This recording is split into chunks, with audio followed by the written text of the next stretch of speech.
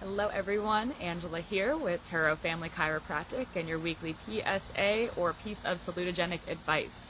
So this month we are focusing on back to school because believe it or not, it is that time. Kids will be going back here very soon for some.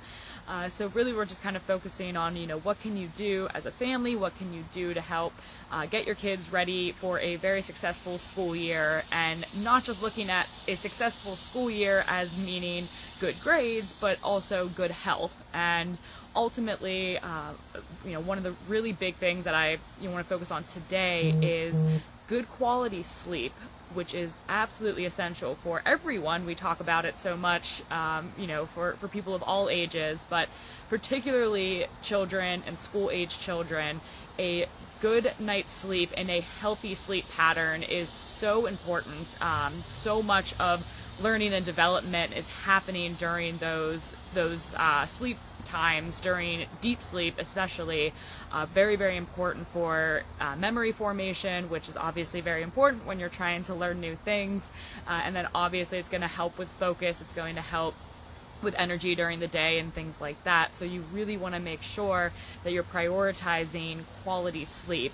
And it is getting more and more difficult because our days are getting crazier. We try to pack in as much activity as possible.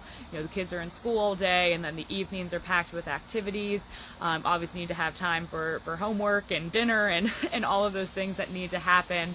So, ultimately sometimes that bedtime gets pushed back, but you really want to do your best to make sure that your kids are getting, anywhere from 9 to 11 hours of sleep, depending on their age.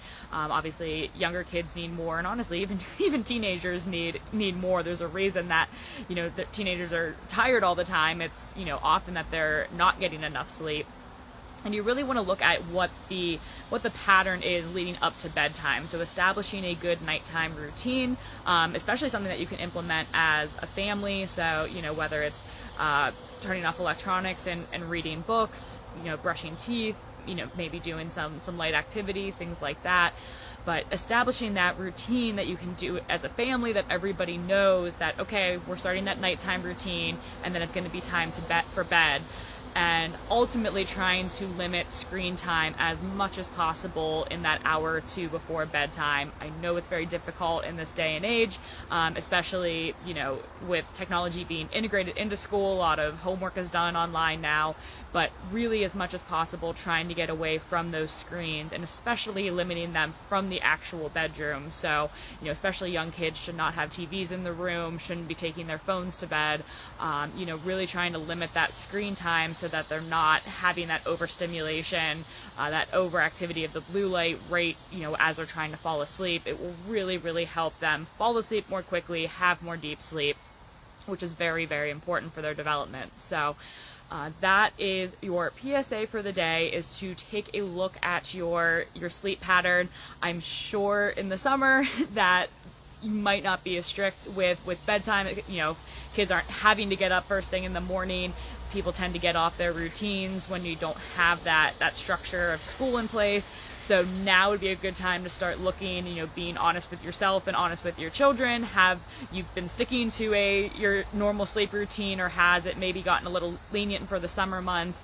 And now would be the time to start kind of getting back into that pattern of getting them to bed at the time that they need to, getting them up at the time that they would need to for school, so that a total and complete shock to their system don't have when they're not able to fall asleep at the right time, or are struggling to get up in the morning. So start establishing that pattern now, so that they are really going into the school year feeling refreshed, and not going in starting out with some poor quality sleep. So that's your PSA. Thank you guys so much for tuning in. As always, any questions or comments, feel free to send them my way.